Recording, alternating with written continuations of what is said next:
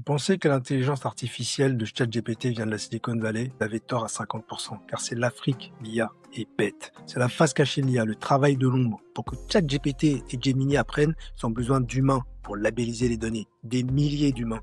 On estime que des milliers de jeunes de l'Afrique de l'Est et de l'Ouest travaillent chaque jour à filtrer les contenus toxiques pour l'IA, souvent payés entre 2 et 5 dollars par heure. C'est le moteur caché du progrès numérique mondial. Alors le numérique en Afrique, c'est pas juste consommer, c'est construire l'IA de demain en y injectant, on l'espère, des perspectives culturelles uniques et ne sous-estimez jamais le brain power africain dans la tech. Quelques chiffres.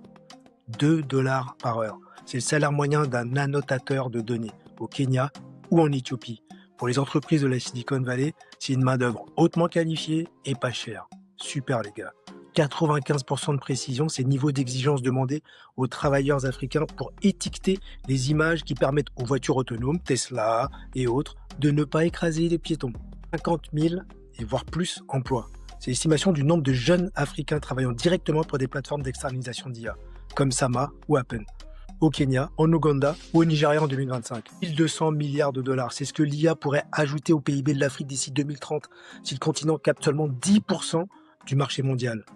Et plus 30% par an, c'est la croissance du nombre de startups spécialisées en IA en Afrique, au Nigeria, en Afrique du Sud, en Tunisie, qui est en tête. Et un sujet qui est hyper important pour moi, sur le sujet des langues, et je reviendrai dessus. 2400 langues, j'ai bien dit 2400 langues aujourd'hui en Afrique, qui possèdent quand même près d'un tiers des langues mondiales.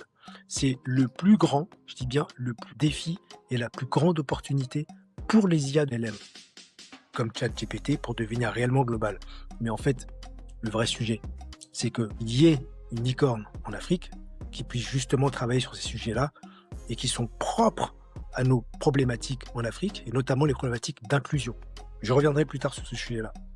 Bon, et toi, tu savais que l'IA avait un cœur africain? Dis-le moi en commentaire et abonne-toi pour découvrir la tech sous un autre angle. Merci.